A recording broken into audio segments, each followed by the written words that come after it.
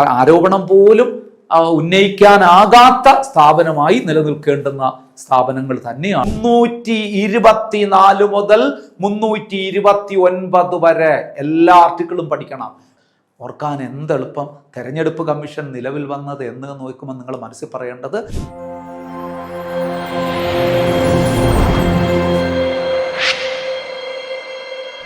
Hi friends, നമസ്കാരം. I+ന്റെ constitution ക്ലാസ്സിലേക്ക് ഏവർക്കും ഹൃദ്യമായി സ്വാഗതം.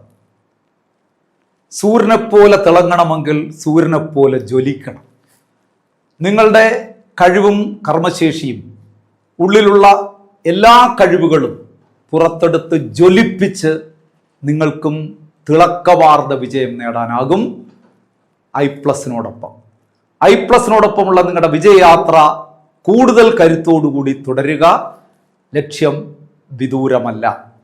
സുഹൃത്തുക്കളെ, ഏവർക്കും ഒരിക്കൽ കൂടി സ്നേഹസ്വാഗതം ഇന്നത്തെ കോൺസ്റ്റിറ്റ്യൂഷൻ ക്ലാസ്സിലേക്ക്. ഇന്ന് നമ്മൾ ഡിസ്കസ് ചെയ്യുന്നത് ഇന്ത്യയുടെ ഏറ്റവും ശ്രദ്ധേയമായ ഒരു ഭരണഘടനാ സ്ഥാപനത്തെക്കുറിച്ചാണ്. Constitutional bodies and their functions എന്ന് പറയുന്നത് നമ്മുടെ സിലബസിലെ ഏറ്റവും പ്രധാനപ്പെട്ട ഒരു ഏരിയയാണ്. Constitutional bodies and their functions, ഭരണഘടനാ സ്ഥാപനങ്ങളും അവയുടെ ചുമതലകളും. ഇന്ത്യയിലെ സ്വതന്ത്ര ഭരണഘടനാ സ്ഥാപനങ്ങളിൽ വെച്ച് ഏറ്റവും ശ്രദ്ധേയമായ ഒരു ഭരണഘടനാ സ്ഥാപനം, കോൺസ്റ്റിറ്റ്യൂഷണൽ ബോഡിയെക്കുറിച്ചാണ് ഇന്ന് നമ്മൾ പഠിച്ചു തുടങ്ങുന്നത്. ഏതാണ് ആ body? Election commission of India, ഇന്ത്യയുടെ തെരഞ്ഞെടുപ്പ് കമ്മീഷൻ. ശ്രദ്ധിക്കണം, വളരെ പ്രധാനപ്പെട്ട ഏരിയ ആണ്. Election commission of India is A permanent constitutional body. വളരെ ഇൻഡിപെൻഡന്റ് ആയിട്ടുള്ള, പെർമനന്റ് ആയിട്ടുള്ള ഒരു ഭരണഘടനാ സ്ഥാപനമാണ്. ഏത് സ്ഥാപനം പഠിച്ചാലും ആദ്യം നിങ്ങൾ പഠിക്കേണ്ടത് അത് ഏത് കാറ്റഗറിയിൽ പെടുന്നതാണ്. Is it a constitutional body or statutory body? Constitutional body എന്ന് പറഞ്ഞാൽ നിങ്ങൾക്കറിയാം, the body which has its name mentioned in the constitution and it derives power from the constitution. ഭരണഘടനയിൽ പേര് പരാമർശിച്ചിട്ടുള്ളതും ഭരണഘടനയിൽ നിന്ന് അധികാരങ്ങൾ ലഭ്യമാകുന്നതുമായ സ്ഥാപനങ്ങളാണ് ഭരണഘടനാ സ്ഥാപനങ്ങൾ. ബട്ട് സ്റ്റാറ്റ്യൂട്ടറി ബോഡിയോ? Statutory bodies means the body which are created according to a statute or act passed in parliament. Parliament പാസ്സാക്കുന്ന അല്ലെങ്കിൽ സ്റ്റേറ്റ് ലെജിസ്ലേറ്റീവ് അസംബ്ലി പാസ്സാക്കുന്ന ഒരു നിയമപ്രകാരം അല്ലെങ്കിൽ ഒരു സ്റ്റാറ്റ്യൂട്ട് പ്രകാരം, ഒരു നിയമപ്രകാരം നിലവിൽ വരുന്ന സ്ഥാപനങ്ങളാണ് സ്റ്റാറ്റ്യൂട്ടറി സ്ഥാപനങ്ങൾ. നമുക്ക് രണ്ട് കാറ്റഗറിയിലുള്ള സ്ഥാപനങ്ങളും നിരവധിയുണ്ട് പഠിക്കാനായിട്ട്. ഭരണഘടനാ പ്രകാരം നിലവിൽ വരുന്ന നിരവധി സ്ഥാപനങ്ങൾ, ഇപ്പോൾ election commission, national scheduled caste commission, scheduled tribes commission, backward class commission, GST council, ഇങ്ങനെ നിരവധിയുണ്ട്. Finance commission, union public service commission, ഇതെല്ലാം സ്റ്റാറ്റ്യൂട്ടറി ബോഡീസ് ആണ്. സോറി, ഇതെല്ലാം സ്റ്റാറ്റ്യൂട്ടറി അല്ല, ഇതെല്ലാം കോൺസ്റ്റിറ്റ്യൂഷണൽ ബോഡീസ് ആണ്. Constitutional bodies. സ്റ്റാറ്റ്യൂട്ടറി ബോഡീസ് എന്ന് പറയുമ്പോൾ national human rights commission, national information commission, minority commission, women commission, ഇങ്ങനെ പോകുന്നു സ്റ്റാറ്റ്യൂട്ടറി സ്ഥാപനങ്ങൾ. അതങ്ങനെ നിൽക്കട്ടെ, ഓരോന്ന് പഠിക്കുമ്പോൾ നമുക്ക് വ്യക്തമായി പറയാവുന്നതാണ്. ഇവിടെ നിങ്ങൾ ഇലക്ഷൻ കമ്മീഷൻ, അതായത് നമ്മുടെ കോൺസ്റ്റിറ്റ്യൂഷണൽ ബോഡിയിലെ ഏറ്റവും പ്രധാനപ്പെട്ട ഒരു ബോഡിയാണ് ഇലക്ഷൻ കമ്മീഷൻ ഓഫ് ഇന്ത്യ. പരീക്ഷയ്ക്ക് ഇപ്പം ചോദിക്കുന്ന രീതിയുണ്ട്, താഴെ പറയുന്നവയിൽ കോൺസ്റ്റിറ്റ്യൂഷണൽ ബോഡി അല്ലാത്തതേത്, അല്ലെങ്കിൽ സ്റ്റാറ്റ്യൂട്ടറി സ്ഥാപനം അല്ലാത്തതേത്, ആയതേത്, ഇങ്ങനെയൊക്കെ ചോദിക്കുക. അപ്പൊ ഒരു സ്ഥാപനം പഠിക്കുമ്പോൾ അത് ഏത് കാറ്റഗറിയിൽ പെടുന്നതെന്ന് ആദ്യം പഠിക്കുക. Election commission is a constitutional body. എങ്ങനെയുള്ള? Permanent and independent constitutional body. It ensures free and fair election in the country. നമ്മുടെ രാജ്യത്ത് സ്വതന്ത്രവും നീതിപൂർണവുമായ തെരഞ്ഞെടുപ്പ് നടത്താൻ ഉത്തരവാദിത്തപ്പെട്ട ഒരു സ്ഥാപനമാണ് തെരഞ്ഞെടുപ്പ് കമ്മീഷൻ. രാജ്യത്ത് സ്വതന്ത്രമായ, നിഷ്പക്ഷമായ ഒരു തെരഞ്ഞെടുപ്പ് നടത്താൻ ബാധ്യതയുള്ള, ഉത്തരവാദിത്വമുള്ള ഒരു കമ്മീഷനാണ് തെരഞ്ഞെടുപ്പ് കമ്മീഷൻ. നിർഭാഗ്യവശാൽ ഈ അടുത്ത കാലത്തായിട്ട് തെരഞ്ഞെടുപ്പ് കമ്മീഷനെ കുറിച്ചും വലിയ ആരോപണങ്ങൾ ഉയർന്നുകൊണ്ടിരിക്കുന്നു. മനസ്സിലാവുന്നുണ്ടല്ലോ? അത് ഒരു സ്വതന്ത്ര ഭരണഘടനാ സ്ഥാപനം എന്നുള്ള നിലയിൽ അത്തരത്തിലുള്ള ആരോപണങ്ങൾ വരുന്നത് തന്നെ കളങ്കമാണ് എന്ന് മനസ്സിലാക്കേണ്ടതായിട്ടുണ്ട്. കാരണം ആരോപണത്തിൽ പോലും ഉൾപ്പെടാൻ, അല്ലെങ്കിൽ ആരോപണം പോലും നേരിടാൻ പറ്റാത്ത, അല്ലെങ്കിൽ ആരോപണം പോലും ഉന്നയിക്കാനാകാത്ത സ്ഥാപനമായി നിലനിൽക്കേണ്ടുന്ന സ്ഥാപനങ്ങൾ തന്നെയാണ് ഇത്തരത്തിലുള്ള സ്ഥാപനങ്ങൾ എന്ന് പറയും. നമുക്ക് നോക്കാം. അപ്പൊ election commission ensures free and fair election in the country. Power of direction and control of election to parliament. ശ്രദ്ധിക്കണേ, പാർലമെന്റ് എന്ന് പറയുമ്പോൾ നിങ്ങൾക്കറിയാം ലോക്സഭ, രാജ്യസഭ.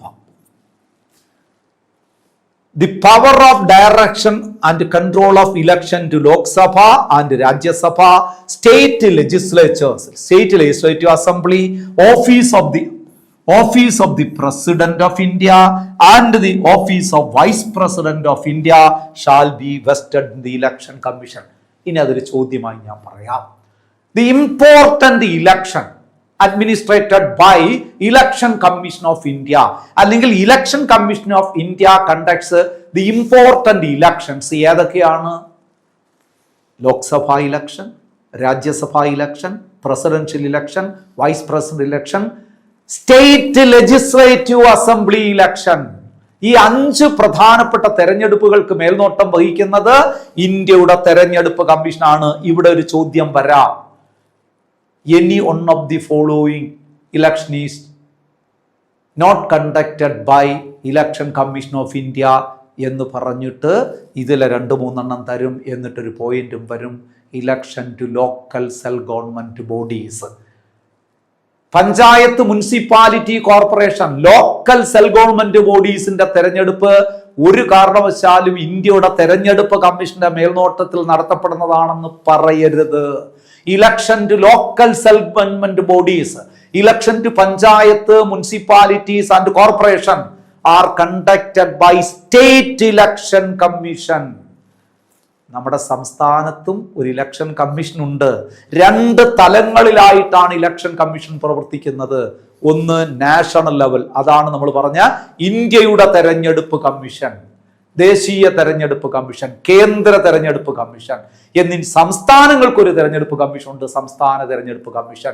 ഇവിടെ നമ്മൾ പറഞ്ഞു election to Rajya Sabha, election to Lok Sabha, election to the office of president, election to office of vice president, election to the state legislative assemblies. All these elections are conducted by Central Election Commission of India, but election to local self-government bodies are conducted by State Election Commission. ഇങ്ങനെ പഠിച്ചു വെക്കണം. ഇവിടെ ഒരു അപകടം സംഭവിക്കുന്നത് എങ്ങനെയാണെന്ന് അറിയാമോ? Election to state legislative assemblies are conducted by എന്ന് ചോദിച്ചാൽ ഉടനെ നമ്മൾ പറയും സ്റ്റേറ്റ് ഇലക്ഷൻ കമ്മീഷൻ എന്ന്. എന്തുകൊണ്ട്? നമ്മൾ ഉത്തരം അങ്ങനെ എഴുതുള്ളൂ. Election to state legislative assembly are conducted by whom എന്ന് ചോദിച്ചാൽ സ്റ്റേറ്റ് ഇലക്ഷൻ കമ്മീഷൻ. എന്തേ അങ്ങനെ എഴുതി എന്ന് ചോദിച്ചാൽ നമ്മുടെ ഉത്തരം എന്താണ്? ക്വസ്റ്റ്യനിൽ സ്റ്റേറ്റ് ഉണ്ടായിരുന്നു, അതുകൊണ്ട് ആൻസറിലും സ്റ്റേറ്റ് നോക്കി എഴുതിയെന്ന് പറയും. മണ്ടത്തരമാണ്, -മാർക്ക് കിട്ടും. സംസ്ഥാന നിയമസഭാ തെരഞ്ഞെടുപ്പിന് മേൽനോട്ടം വഹിക്കുന്നതും കേന്ദ്ര തെരഞ്ഞെടുപ്പ് കമ്മീഷനാണ്. സംസ്ഥാന തെരഞ്ഞെടുപ്പ് കമ്മീഷന് ഒരു റോളേ ഉള്ളൂ, പഞ്ചായത്ത്, മുനിസിപ്പാലിറ്റി, കോർപ്പറേഷൻ അഥവാ തദ്ദേശ സ്വയംഭരണ സ്ഥാപനങ്ങളുടെ തെരഞ്ഞെടുപ്പുകൾക്ക് മേൽനോട്ടം വഹിക്കൽ മാത്രമാണ്. ക്ലിയർ ആയല്ലോ? അപ്പൊ ഇത്രയും വ്യക്തതയോടെ മനസ്സിലാക്കി വച്ചേക്കുക. The Election Commission of India is not concerned with election to panchayat and municipalities. ഇപ്പൊ നമ്മൾ പറഞ്ഞതേ ഉള്ളൂ, അത് ഇലക്ഷൻ കമ്മീഷൻ ഓഫ് ഇന്ത്യ അല്ല, സ്റ്റേറ്റ് ഇലക്ഷൻ കമ്മീഷന്റെ ജോലിയാണ്. The election to panchayat and municipalities are conducted by state election commission. ഇപ്പൊ നമ്മൾ പഠിച്ചത് തന്നെയാണ്. ക്ലിയർ അല്ലേ? ഇനി നമുക്ക് വരാം. ഇതൊരു ഭരണഘടനാ സ്ഥാപനമാണ്. അപ്പം ഭരണഘടനയിൽ ഉൾപ്പെട്ടിട്ടുണ്ടാകുമല്ലോ. ഭരണഘടനയിൽ അതിലൊരു പാർട്ടിൽ കാണുമല്ലോ, ആർട്ടിക്കിൾ കാണുമല്ലോ. അത് രണ്ടും ആദ്യം പറയുക. Election commission of India is included in the part 15 of 15.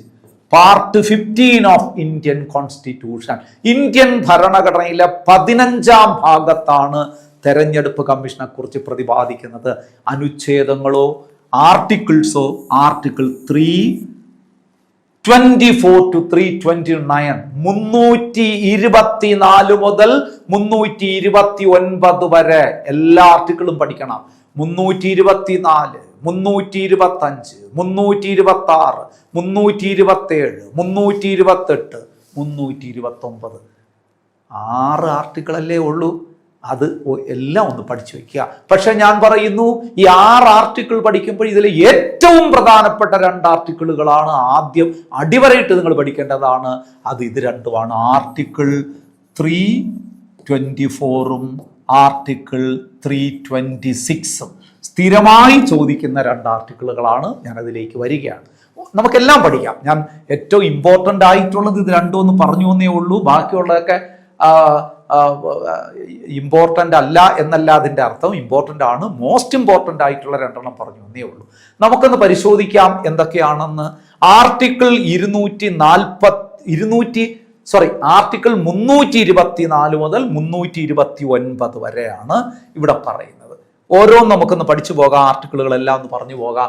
Article 324 324 പല രീതിയിലായിരിക്കും ഈ ചോദ്യത്തിന്റെ ഇത് ഉത്തരം കിട്ടത്തക്ക രീതിയിൽ പല ചോദ്യങ്ങൾ വരാം. ഒന്ന്, article relating to election commission of India. ഒരാർട്ടിക്കിളെ ചോദിക്കുന്നുള്ളെങ്കിൽ അത് 324 എന്ന് തന്നെ പറയുക. പെയറായിട്ടൊക്കെ ഇപ്പം ചോദിക്കുന്നുണ്ട്. Articles relating to election commission എങ്കിൽ 324 to 329 എന്ന് തന്നെ പറയുക. ഇനി അല്ല, തെരഞ്ഞെടുപ്പ് കമ്മീഷനെ കുറിച്ച് പ്രതിപാദിക്കുന്ന ആർട്ടിക്കിൾ എന്ന് വെച്ചാൽ 324 എന്ന് പറയുക. Election commission of India is formed under article dash എന്ന് ചോദിച്ചാൽ അത് ഇത് തന്നെയാണ്. Election commission of India is established. തെരഞ്ഞെടുപ്പ് കമ്മീഷൻ നിലവിൽ വരുന്നത് ഏത് ആർട്ടിക്കിൾ പ്രകാരം? 324 പ്രകാരം. ഇനി ഇങ്ങനെ ചോദിച്ചാൽ superintendence, direction and control of election to be vested in an election commission. Under which article superintendence and direction of election are vested with election commission? Article 324. അതായത് ഇന്ത്യയിലെ തെരഞ്ഞെടുപ്പിന്റെ മേൽനോട്ടവും അതിന്റെ ഡയറക്ഷനും കൺട്രോളും എല്ലാം ഇലക്ഷൻ കമ്മീഷനിൽ നിക്ഷിപ്തമാക്കിയിരിക്കുന്നു എന്ന് പറയുന്ന ആർട്ടിക്കിൾ ഏത്? 324. ഓർമ്മിച്ചു കൊടുക്കുക. അപ്പൊ ഇലക്ഷൻ കമ്മീഷനുമായി ബന്ധപ്പെട്ട ആർട്ടിക്കിൾ എന്ന് ചോദിച്ചാലോ, there shall be an election commission of India under which article എന്ന് ചോദിച്ചാലും 324 എന്ന് പറയുക. ഇന്ത്യക്കൊരു തെരഞ്ഞെടുപ്പ് കമ്മീഷൻ ഉണ്ടായിരിക്കണമെന്ന് അനുശാസിക്കുന്ന ആർട്ടിക്കിൾ എന്ന് ചോദിച്ചാൽ 324. തെരഞ്ഞെടുപ്പ് കമ്മീഷനെ കുറിച്ച് പ്രതിപാദിക്കുന്നു 324. തെരഞ്ഞെടുപ്പ് കമ്മീഷൻ നിലവിൽ വരുന്നത് 324 പ്രകാരം. ഇന്ത്യക്ക് ഒരു തെരഞ്ഞെടുപ്പ് കമ്മീഷൻ ഉണ്ടായിരിക്കണമെന്ന് പറയുന്ന വകുപ്പ് 324. ഇന്ത്യയിലെ തെരഞ്ഞെടുപ്പിന് മേൽനോട്ടം വഹിക്കുന്നതും നിയന്ത്രണം നടത്തുന്നതും ഒക്കെ ഉള്ള അധികാരം തെരഞ്ഞെടുപ്പ് കമ്മീഷൻ നിക്ഷിപ്തമാക്കിയിരിക്കുന്നതും 324. എല്ലാം ഓർത്തോളൂ. ഇനി 325 എന്താണ്? വെരി ഇമ്പോർട്ടൻ്റ് തന്നെയാണ് അതും. Article 325 article 325 prohibits discrimination electoral rolls, discrimination in electoral rolls എന്നായിക്കോളൂ. Discrimination in electoral rolls based on religion, race, caste or sex. അതായത് എന്താണ് ഈ ഇലക്ടറൽ റോൾസ് എന്ന് പറഞ്ഞു കഴിഞ്ഞാൽ? ഇലക്ടറൽ റോൾ എന്ന് പറഞ്ഞാൽ വോട്ടർ പട്ടിക. വോട്ടർ പട്ടികയില് ജാതി, മത, വർണ്ണ വ്യത്യാസങ്ങൾ അനുസരിച്ച് അല്ല ആൾക്കാരെ ഉൾപ്പെടുത്തേണ്ടത്. അതായത് ജാതിയിൽപ്പെട്ട, ഏതെങ്കിലും ജാതിയിൽപ്പെട്ട, മതത്തിൽപ്പെട്ട, ഏതെങ്കിലും വർഗത്തിൽപ്പെട്ട, അല്ലെങ്കിൽ ഏതെങ്കിലും ജെൻഡറിൽപ്പെട്ട വ്യക്തി എന്നുള്ള രീതിയിൽ ഒരാളെയും അയോഗ്യനാക്കാൻ പാടില്ല എന്ന് പറയുന്നു article 325. Article 325 prohibits discrimination in electoral rolls. Discrimination in electoral rolls based on religion, race, caste or sex. അതായത് സ്ത്രീ പുരുഷ വ്യത്യാസത്തിന്റെയോ ജാതിയുടെയോ വർഗത്തിന്റെയോ മതത്തിന്റെയോ അടിസ്ഥാനത്തില് ഒരാൾക്കും അയോഗ്യത കൽപ്പിക്കാൻ പാടില്ല. എവിടെ? വോട്ടർ പട്ടികയില്. എൻ്റെ പേര് പോലെ എല്ലാ ആൾക്കാരുടെയും പേരും അതിനകത്തുണ്ടാകണം. അതൊരാളും അയോഗ്യരാകുന്നില്ല. ഈ കാരണങ്ങൾ എന്തെങ്കിലും പറഞ്ഞുകൊണ്ട് ആർക്കെങ്കിലും അയോഗ്യത കൽപ്പിക്കാൻ പാടില്ല. ഇനി ഞാൻ പറഞ്ഞു ഏറ്റവും പ്രധാനപ്പെട്ടത് ഇതും എന്നാണ് ഞാൻ പറഞ്ഞത്. അത് തന്നെ ഞാൻ ഇപ്പോഴും ആവർത്തിക്കുന്നു, very important. Article relating to adult franchise എന്ന് പറയുക. പ്രായപൂർത്തി വോട്ടവകാശത്തെ കുറിച്ച് പ്രതിപാദിക്കുന്ന ആർട്ടിക്കിളാണ് article 326. 326. Election to Lok Sabha and state legislative assemblies of the states to be on the basis of adult suffrage. Adult suffrage എന്ന് പറഞ്ഞു കഴിഞ്ഞാൽ പ്രായപൂർത്തി വോട്ടവകാശം. അതായത് ഇന്ത്യയില് ലോകസഭയിലേക്കും സംസ്ഥാന നിയമസഭയിലും ഒക്കെ തെരഞ്ഞെടുപ്പ് നടത്തേണ്ടത് പ്രായപൂർത്തി വോട്ടവകാശത്തെ അടിസ്ഥാനമാക്കി ആയിരിക്കണം എന്ന് പ്രഖ്യാപിക്കുന്ന ആർട്ടിക്കിളാണ് ആർട്ടിക്കിൾ 326. 326 326 പ്രായപൂർത്തി വോട്ടവകാശം. അപ്പോൾ 1-2 ചോദ്യങ്ങൾ അവിടെ പഠിക്കണം. പ്രായപൂർത്തി വോട്ടവകാശം എന്ന് പറഞ്ഞാൽ ഇപ്പൊ എത്രയാണ് പ്രായപൂർത്തി വോട്ടവകാശം? 18 വയസ്സ് പൂർത്തിയായ ആർക്കും വോട്ടേഴ്സ് ലിസ്റ്റിൽ പേര് ചേർക്കാം, വോട്ട് ചെയ്യാം. എന്നാൽ അങ്ങനെ ആയിരുന്നില്ലല്ലോ മുമ്പ്. 21 വയസ്സായിരുന്നു മുമ്പത്തെ പ്രായപൂർത്തി വോട്ടവകാശം. മനസ്സിലാവുന്നുണ്ടല്ലോ? പരീക്ഷയ്ക്ക് ഇവിടെ ഒരു പ്രധാനപ്പെട്ട ചോദ്യമുണ്ട്. വിച്ച് അമെൻമെന്റ് act reduced voting age of Indian citizen from 21 years to 18 years. 21 വയസ്സിൽ നിന്നും ഇന്ത്യൻ പൗരന്റെ വോട്ടിംഗ് പ്രായം 18 വയസ്സായി കുറച്ച ഭരണഘടനാ ഭേദഗതി ഏത്? 61st Amendment Act of 1988. 88 എന്നോ 1989 എന്നോ പറയാം. ഇത് ബില്ല് വന്നത് 88-ലാണ്, ശരിക്ക് നിലവിൽ വന്നത് 1989-ലാണ്. അതുകൊണ്ട് 1989-ലെ 61-ാം ഭേദഗതി എന്ന് പറയുന്നതിലും തെറ്റില്ല. പല ചോദ്യപേപ്പറിൽ അങ്ങനെയാണ് കാണുന്നത്, ചിലയിടത്ത് ഇങ്ങനെയും കാണുന്നുണ്ട്. അപ്പൊ അതിൽ നിങ്ങൾ ആശയക്കുഴപ്പം ഉണ്ടാക്കണ്ട. ഏതെങ്കിലും ഒരു നോക്കൂ, 1989 61st Amendment Act of 1989 ഇതാണ് പ്രായപൂർത്തി വോട്ടവകാശം നടപ്പാക്കിയ ഭരണഘടനാ ഭേദഗതി. Very important. Which Amendment Act has reduced voting age of Indian citizen from 21 years to 18 years? 61st Amendment Act of 1989. മറക്കരുത്. Lowered the age of voting age election to Lok Sabha and to state legislative assembly from 21 years to 18 years. 61st Amendment Act 1988 എന്നോ 89 എന്നോ പറഞ്ഞോളൂ, തെറ്റിക്കരുത്. Next നോക്കൂ, വളരെ പ്രധാനപ്പെട്ട ഒരു കാര്യം. ഈ പ്രായപൂർത്തി വോട്ടവകാശമൊക്കെ നടപ്പാക്കിയതിനു ശേഷം ആദ്യമായിട്ട് തെരഞ്ഞെടുപ്പ് നടന്ന പ്രദേശം ഏത്? പരീക്ഷയ്ക്ക് ചോദിക്കും. ഇതാണ് ചോദ്യം. First region in India to hold an election based on universal adult franchise. Universal adult ഫ്രാഞ്ചൈസിന്റെ അടിസ്ഥാനത്തിൽ ആദ്യമായി തെരഞ്ഞെടുപ്പ് നടന്ന ഇന്ത്യൻ പ്രദേശം മണിപ്പൂരാണ്. ഇന്ത്യയിലെ ആദ്യത്തെ തെരഞ്ഞെടുപ്പ് നടന്ന സ്ഥലമെന്നല്ല ഇവിടെ പറഞ്ഞത്, ഈ പ്രായപൂർത്തി വോട്ടവകാശം നടപ്പാക്കിയതിനു ശേഷം നടന്ന ആദ്യത്തെ തെരഞ്ഞെടുപ്പാണ്. ചോദ്യം നോക്കൂ. The first region in India to hold an election based on universal adult franchise Manipur. Manipur. തെറ്റരുത് കേട്ടോ. ക്ലിയർ അല്ലേ? ക്ലിയർ അല്ലേ?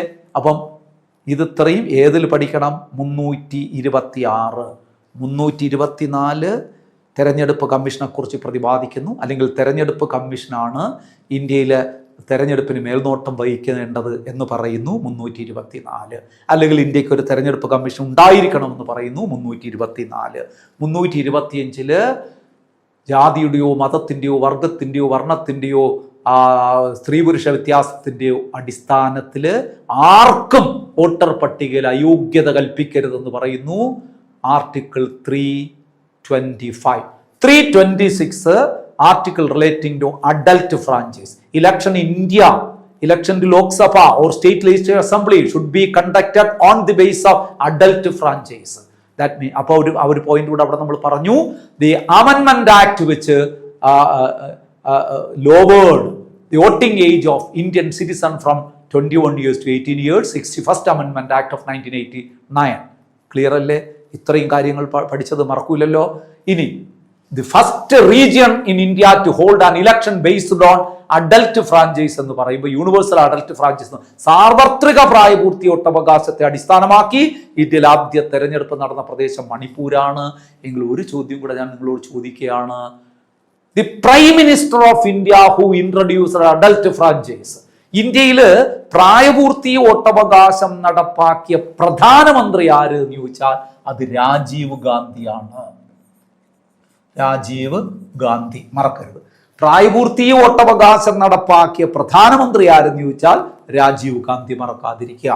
അപ്പൊ ആർട്ടിക്കിൾ 324, 325, 326 അടുത്താ വരുന്നു ആർട്ടിക്കിൾ 327. 29 വരെ ഉള്ളൂ, ഇപ്പൊ തീരും. 327 grants Parliament the power to make laws regarding election to either House of Parliament or State Legislative Assembly. പാർലമെന്റിലെ ഇരു സഭകളിലേക്കും സംസ്ഥാന നിയമസഭകളിലേക്കും തെരഞ്ഞെടുപ്പുമായി ബന്ധപ്പെട്ട നിയമനിർമ്മാണം നടത്താൻ പാർലമെന്റിന് അധികാരം നൽകുന്ന ആർട്ടിക്കിളാണ് ആർട്ടിക്കിൾ 327. പറയുന്ന മനസ്സിലാവുന്നുണ്ടല്ലോ. അതായത് ലോകസഭയിലേക്കും രാജ്യസഭയിലേക്കുമുള്ള തെരഞ്ഞെടുപ്പുകൾക്ക്, സംസ്ഥാന നിയമസഭകളിലേക്കുള്ള തെരഞ്ഞെടുപ്പുകൾക്ക് ഒക്കെ അതുമായി ബന്ധപ്പെട്ട നിയമനിർമ്മാണം നടത്താൻ പാർലമെന്റിന് അധികാരമുണ്ട്. ആർട്ടിക്കിൾ 327 ഇമ്പോർട്ടന്റ് ആണ്. 328 ഗ്രാൻസ് ദി സ്റ്റേറ്റ് ലെജിസ്ലേച്ചർ, ഇവിടെ പാർലമെന്റിന് അധികാരം നൽകുന്നുവെങ്കിൽ 328 സംസ്ഥാന നിയമനിർമ്മാണ സഭകൾക്ക് അധികാരം നൽകുന്നു. എന്തിന്? To make law regarding its own election. ഒരു സംസ്ഥാനത്ത് തെരഞ്ഞെടുപ്പ് നടത്തുന്നതുമായി ബന്ധപ്പെട്ട് ആ സംസ്ഥാനത്തിന് നിയമനിർമ്മാണം നടത്താം. അവിടുത്തെ തെരഞ്ഞെടുപ്പുകൾ എങ്ങനെ നടത്തണം എന്നതിനെ കുറിച്ച് സംസ്ഥാനത്തിന് നിയമനിർമ്മാണം നടത്താൻ അധികാരം നൽകുന്ന ആർട്ടിക്കിളാണ് article 328, including preparation of electoral rolls. കണ്ട, ആ സംസ്ഥാനത്തെ വോട്ടർ പട്ടിക തയ്യാറാക്കുന്നതുമായി ബന്ധപ്പെട്ട് ആ സംസ്ഥാനത്തെ തെരഞ്ഞെടുപ്പിന്റെ മറ്റ് നിയമനിർമ്മാണം നടത്തുന്നതിനെ കുറിച്ചുമൊക്കെ അധികാരം നൽകുന്ന ആർട്ടിക്കിളാണ് article 328. Grants state legislature the power to make laws regarding its own election including the preparation of electoral rolls. ഇനി നോക്കൂ ആർട്ടിക്കിൾ 329 ലാസ്റ്റ്. 324 to 329 എന്നല്ലേ നമ്മൾ പറഞ്ഞത്. അപ്പൊ 329 last establishes a bar to interference by court in the electoral matters. തെരഞ്ഞെടുപ്പ് കാര്യങ്ങളിൽ ഇടപെടാൻ കോടതിക്ക് അധികാരമില്ല എന്ന് പറയുന്ന ആർട്ടിക്കിളാണ്. കാരണം തെരഞ്ഞെടുപ്പുമായി ബന്ധപ്പെട്ട കാര്യങ്ങളിൽ തീർപ്പ് കൽപ്പിക്കാൻ ഇവിടെ ഒരു അതോറിറ്റി ഉണ്ട്, തെരഞ്ഞെടുപ്പ് കമ്മീഷൻ ഉണ്ട്. അവിടെ തെരഞ്ഞെടുപ്പുമായി ബന്ധപ്പെട്ട കാര്യങ്ങളിലെല്ലാം കോടതിക്ക് പല കാര്യങ്ങൾക്കും കോടതിയിൽ പോകാറുണ്ട്. എങ്കിലും സാധാരണ തെരഞ്ഞെടുപ്പ് പ്രവർത്തനങ്ങളുമായി ബന്ധപ്പെട്ട്, ഒരു പാർട്ടിയെ അംഗീകാരം കൊടുത്തതുമായി ബന്ധപ്പെട്ട്, ഒരാൾ അയോഗ്യനാക്കിയതുമായി ബന്ധപ്പെട്ട് അത്തരം കാര്യങ്ങൾ, അല്ലെങ്കിൽ തെരഞ്ഞെടുപ്പുമായി ബന്ധപ്പെട്ട തർക്കങ്ങൾ, ഇതെല്ലാം പരിഹരിക്കേണ്ട തെരഞ്ഞെടുപ്പ് കമ്മീഷനാണ്. അപ്പൊ establishes a bar to interference by court, കോടതിയുടെ ഇടപെടലിനെ നിയന്ത്രിക്കുന്നു, റദ്ദാക്കുന്ന ഒരു ആർട്ടിക്കിളാണ് establish bar to interference by court in electoral matters. എല്ലാ ആർട്ടിക്കിളും നമ്മൾ പഠിച്ചു, നിർബന്ധമായും പഠിച്ചു വയ്ക്കണം, പരീക്ഷയ്ക്ക് ചോദിക്കാവുന്നതാണ്. അപ്പം 324 മുതൽ 329 വരെ നമ്മൾ പഠിച്ചു. ഇനി നോക്കൂ, ഇനി ഇലക്ഷൻ കമ്മീഷനിലേക്ക് നമ്മൾ തിരിച്ചു വരികയാണ്. Election commission came into force on 25th January 1915. 1950 January 25-നാണ് ഇന്ത്യയിലെ തെരഞ്ഞെടുപ്പ് കമ്മീഷൻ ഫോം ചെയ്തത്. ആ ഡേറ്റിന് വളരെ വളരെ പ്രാധാന്യമുണ്ട്. Election commission India was established on 25th January 1950. Republic ഡേയുടെ തലേ ദിവസമാണ് ഇന്ത്യൻ തെരഞ്ഞെടുപ്പ് കമ്മീഷൻ നിലവിൽ വന്നത്. ഓർക്കാൻ എന്തെളുപ്പം തെരഞ്ഞെടുപ്പ് കമ്മീഷൻ നിലവിൽ വന്നത് എന്ന് നോക്കുമ്പോൾ നിങ്ങൾ മനസ്സിൽ പറയേണ്ടത് റിപ്പബ്ലിക് ഡേയുടെ തലേ ദിവസം എന്ന് പറഞ്ഞാൽ പോരെ, മതി.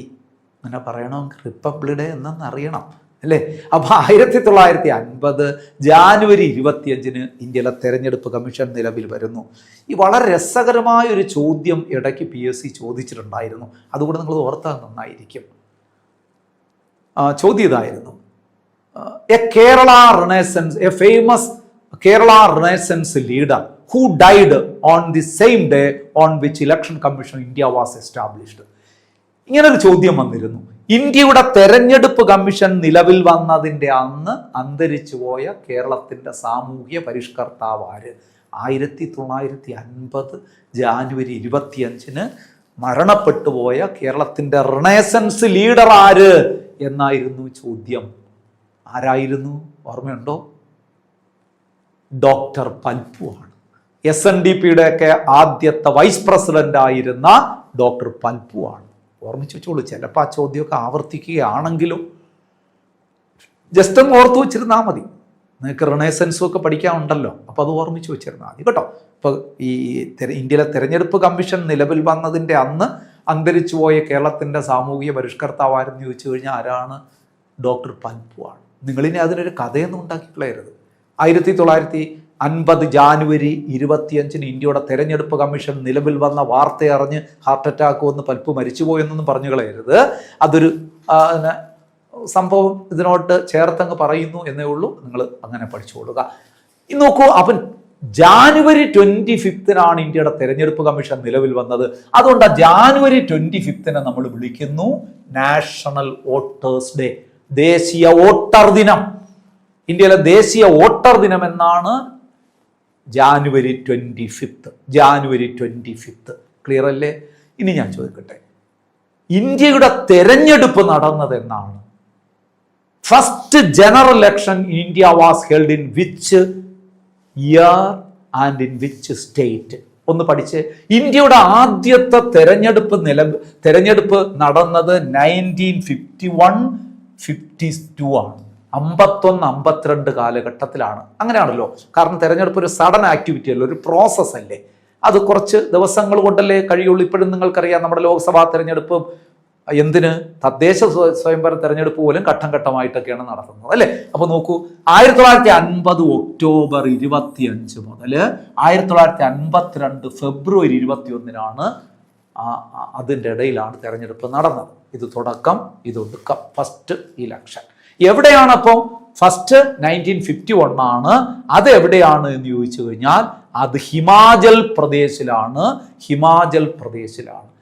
ആദ്യത്തെ ആ ലോകസഭയിൽ number of elected members in first Lok Sabha 489 പേരായിരുന്നു ആദ്യ ലോകസഭയിലെ മൊത്തം അംഗങ്ങൾ. ഇനി സ്ഥിരം PSCയുടെ ചോദ്യമുണ്ട്, first voter in independent India, സ്വതന്ത്ര ഭാരതത്തിലെ ആദ്യത്തെ വോട്ടർ ആരാണ്?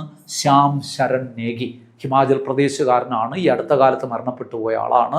100 വയസ്സിൽ കൂടുതലൊക്കെ ജീവിച്ചിരുന്ന, ഒരുപാട് തെരഞ്ഞെടുപ്പുകളിൽ വോട്ട് ചെയ്ത ആളാണ്. ഇന്ത്യയിൽ ആദ്യമായിട്ടൊരു പോളിംഗ് ബൂത്തിൽ പോയി വോട്ട് ചെയ്ത വ്യക്തി, ചരിത്രത്തിൻ്റെ ഭാഗമായി മാറിയ വ്യക്തിയാണ് ശ്യാം ശരൺ നേഗി. അപ്പൊ ഇന്ത്യയിലെ തെരഞ്ഞെടുപ്പ് കമ്മീഷനുമായി ബന്ധപ്പെട്ട പ്രാഥമിക കാര്യങ്ങൾ തുടക്കം കുറിച്ചതേ ഉള്ളൂ. കമ്മീഷൻ അംഗങ്ങളിലേക്ക് പോകാൻ പോകുന്നതേ ഉള്ളൂ. അപ്പം ഇതുവരെ പഠിച്ച കാര്യങ്ങൾ നിങ്ങൾക്ക് മനസ്സിലായി എന്നുള്ള വിശ്വാസത്തോടു കൂടി തെരഞ്ഞെടുപ്പ് കമ്മീഷനിലെ അംഗസംഖ്യയെക്കുറിച്ചും അവരെ നിയമിക്കുന്നതായിരുന്നതിനെക്കുറിച്ചും നിയമിക്കുന്നതിന് ഒരു കമ്മിറ്റിയുള്ള കാര്യമൊക്കെ നമ്മൾ അടുത്ത ക്ലാസ്സിൽ കൂടുതൽ വിശദമായി ചർച്ച ചെയ്യും. ഇന്നത്തെ ക്ലാസ് കണ്ടുകൊണ്ടിരുന്ന എല്ലാവർക്കും നന്ദി അറിയിക്കുന്നു. Thank you so much. Good bye.